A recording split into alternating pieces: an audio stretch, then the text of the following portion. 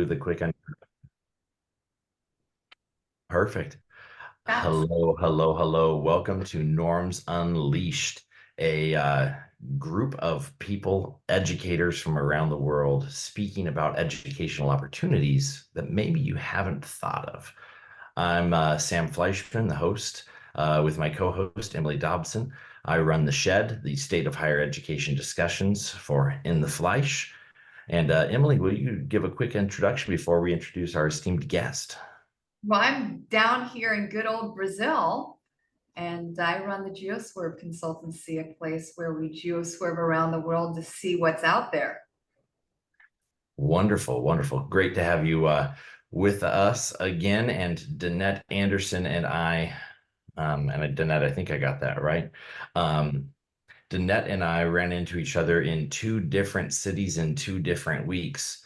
And we had a great conversation at her institution's table with a young Egyptian girl and her mother who were totally looking at geoswerving. Emily, this is the type of student that we crave for, the type of student who is currently in the United States but has lived in Asia and Africa and wants to consider anything, especially John Cabot University. So our guest today, Danette Anderson, can you give us just a quick hello and a quick introduction of who you are and where you're calling in from? Okay, well, first of all, thank you to both of you for having me. I'm actually in Rome at the moment. And so my name's Danette Anderson. I'm the Director of Marketing and of US Operations for Admissions for John Cabot University, a liberal arts American university in Rome. We also have we have undergraduate and graduate degrees. And we've got everything, basically the orientation, the housing, the internships. You can ask me questions and I will respond. Yes, I don't want to go on to a presentation here, but yes, we are a place for where we welcome fascinating students from all over the world.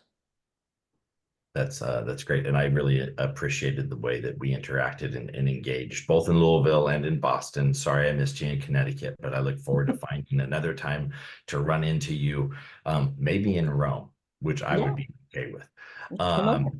We will ask you a few what we call real questions. Sure. Those are primarily for those that want to get that information, the presentation, but snippets of the presentation you speak of. And then we're going to ask you some random wheel questions where I spin a wheel and Okay. whatever comes up, we ask a couple of those as well. So Emily, do you have Started off, you want to start it off? You've done some research, so you should start done it off. some research. I did. I looked up John Cabot and I learned he was an explorer and he was Yep. actually Giovanni Caboto before Yes. he was John Cabot, switched his name around to fit in a little bit there, and that he discovered Newfoundland in Canada. Yes. So he has done some great work. Tell me about the coolest thing happening at John Cabot these days. Oh, wow. There's a lot going on. Well, right now, as we speak, we have the Summer Creative Writing Institute, where we have a lot of study abroad students and degree seeking students who all get together and have a writing writing session. So we have Creating Writing Institute, where students who need their English courses can come from the States and take their classes so that their credits transfer back. We've Mm. had all sorts of writers in residence, very important people, including Joyce Carol Oates in the past, Wow. and Jhumpa Lahiri. So that's what's going on at the moment as we speak. And if you go onto our socials, John Cabot University, you will see we should be posting something about the Creative Writing Institute.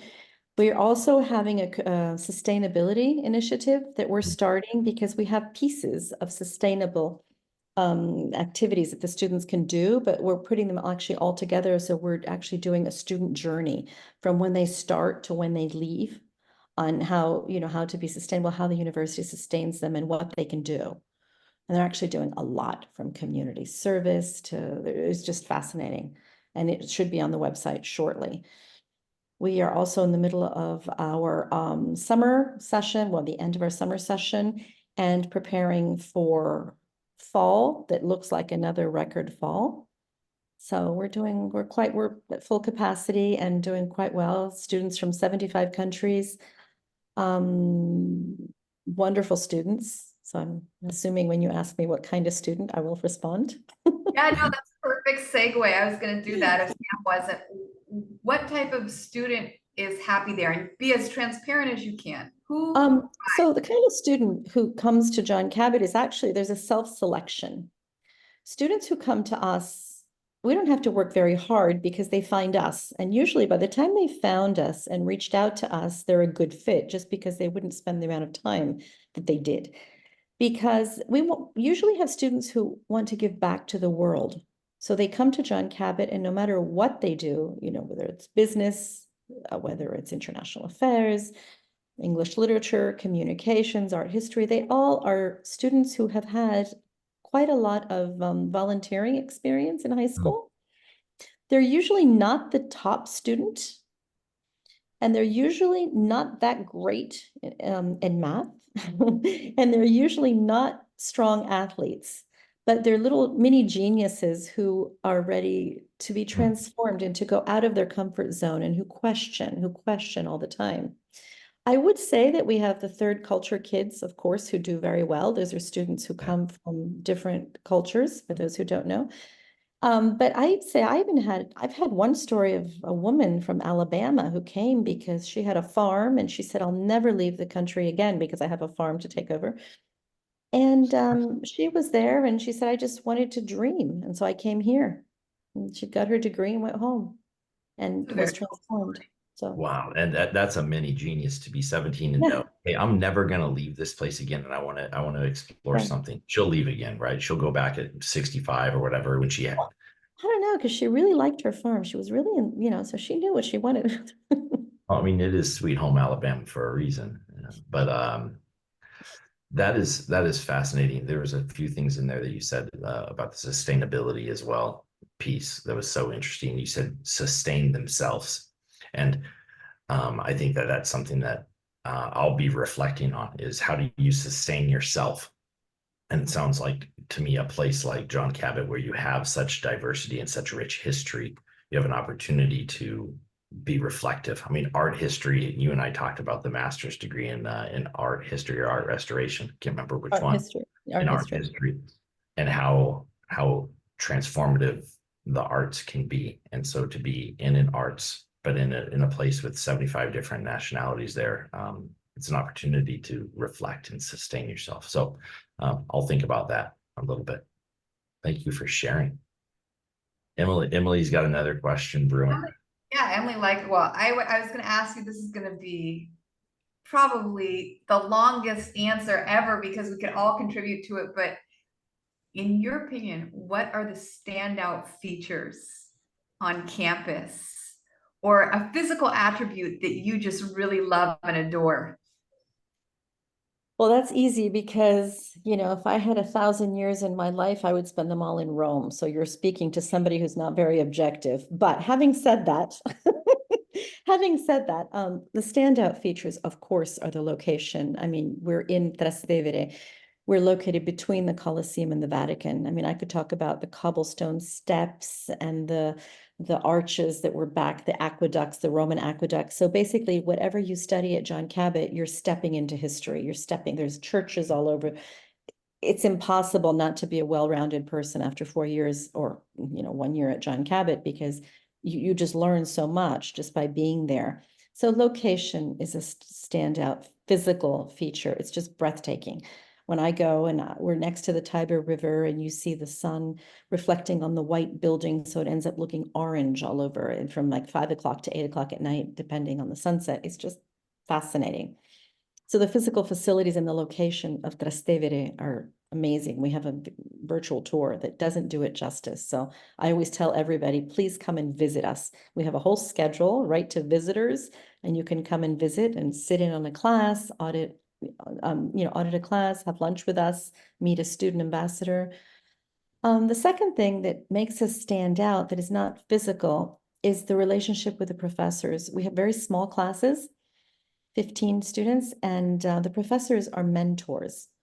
So in particular, post-COVID, students needed a lot more reassurance and a lot more guidance. And our professors stood up, you know, they really stood up to play. And then it's impossible to get lost at John Cabot. I mean, we help you choose your degree. We help you with your classes. We help you with your study abroad opportunity, because you can come to John Cabot and go study in Korea and Japan and France. We also help you with internships. So we always say that, you know, we bring in students and we transform them. I mean, every university does, but we do because these students leave their country, leave high school, leave their families, come to John Cabot, and they're involved in a warm, welcoming, diverse international community. So I'm ready to go. I'm buying my plane ticket. If I'm not, I'll I'll get come and visit. They've got a schedule already for us, so we a might as well. Yeah. no, yeah. I mean, Rome was the one place when I traveled in Europe that it met every single one of my expectations, Yeah. or Yeah. surpassed them. Gelato and pizza. Yeah. And it's And espresso. Not anymore. Maybe in my 20s I could have lived there and survived eating like that. Not anymore. yeah. No, Uh, they eat so well. It's perfect. We should absolutely do it. Yeah, sorry, Emily, the next No, question. I was gonna say, the big one that we talk about a lot, Danette, and you were probably, well, you were just in the States with Sam. So the big talk is return of investment and prices. Okay. Very good. Cover Yeah. those two for us.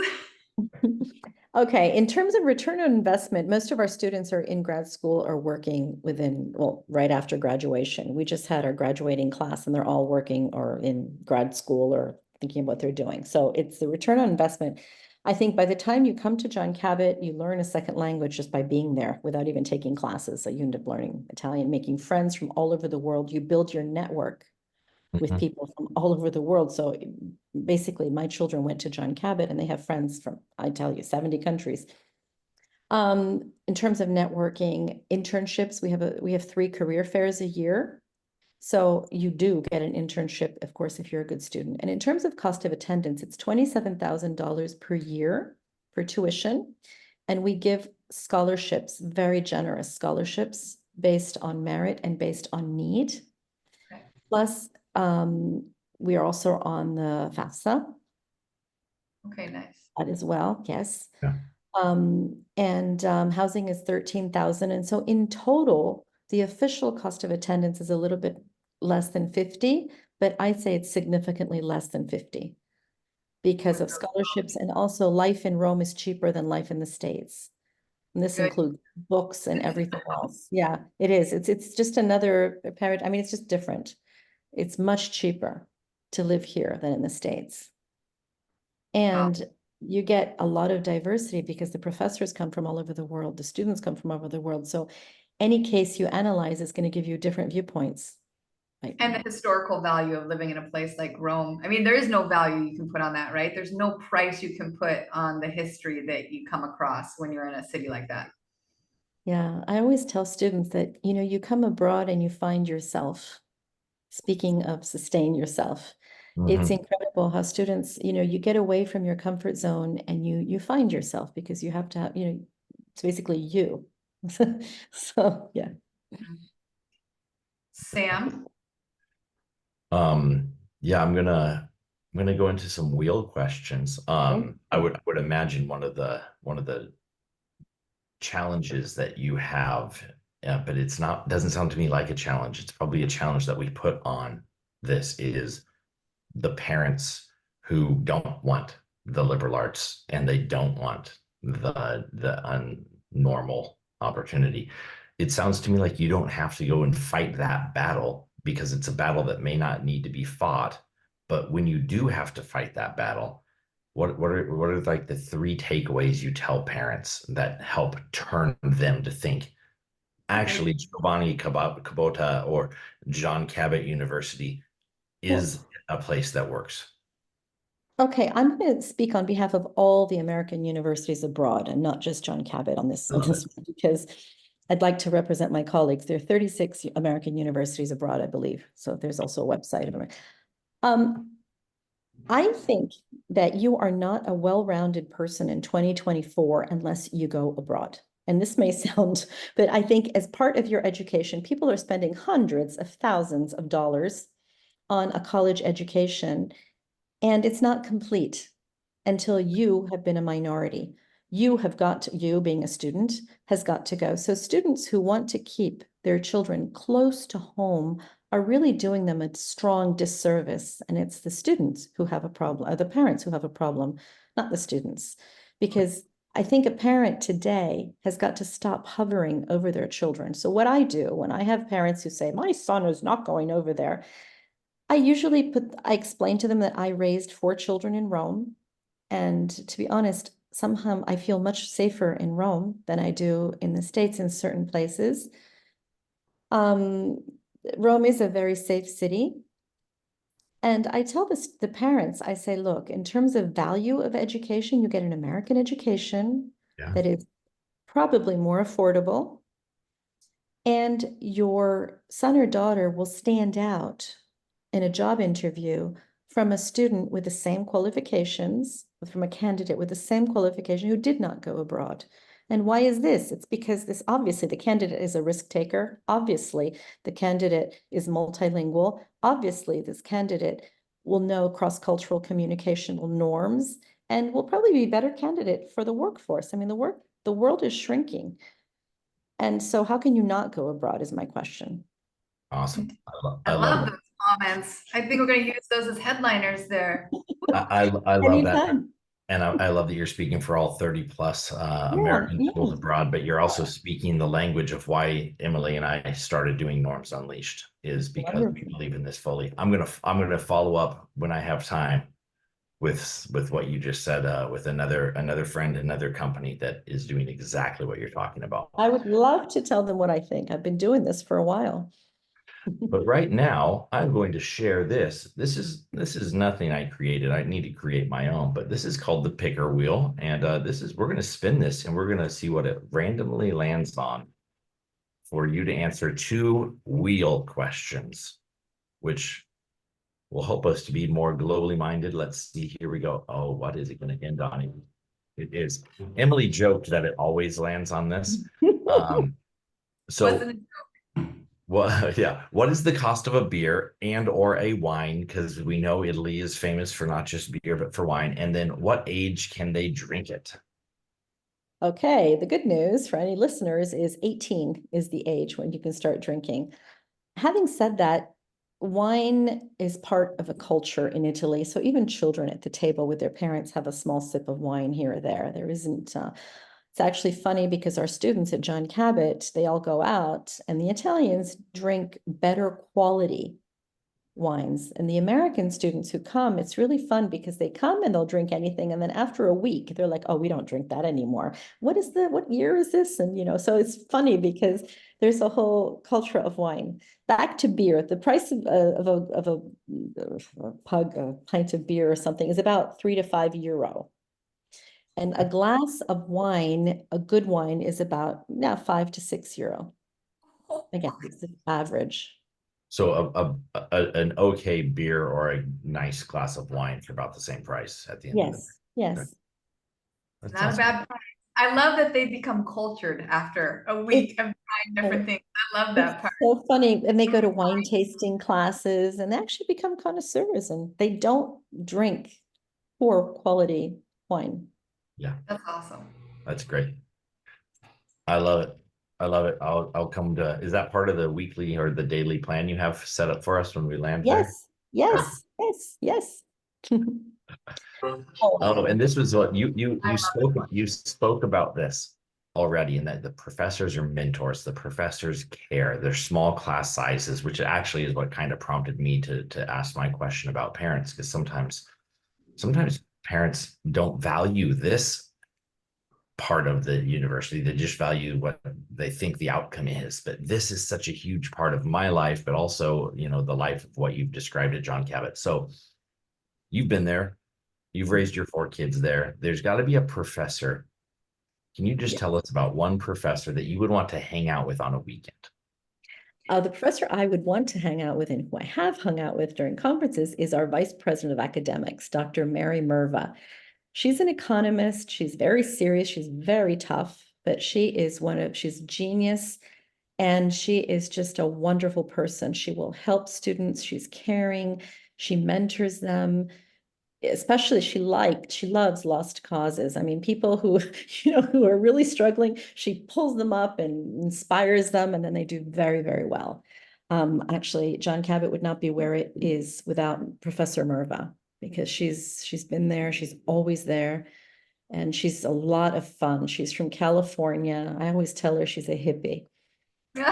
She's not really, but Well, Emily and I are both born Californian as well. there you go. And so we're, and at least I'm a lost cause. So, maybe I should meet Dr. Merva as well. She's fascinating. Well, thank you for sharing that with us. And I hope that you let her know that she's the answer to which professor you'd want to hang out with on the weekend. No, I don't think she'll tell her, but I know she knows. She knows. She's the glue that holds us all together. Well, that is wonderful. And that is all we have. Do you have any last parting thoughts for our audience today from John Cabot University? Again, I'm not going to speak just for John Cabot, for all of the American universities abroad.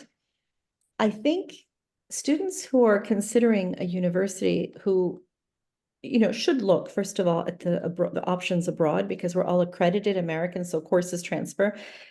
And again, because it's part of an educational journey, the international part. But if they decide that they don't want to come for 4 years, and I totally understand that, they can always study abroad. They can always take a gap year. They can always take a period of time in their lives to take courses and immerse themselves in a local culture, whether it's Italy, Germany, France, Spain, Bolivia, wherever it is. And I do think it's very important.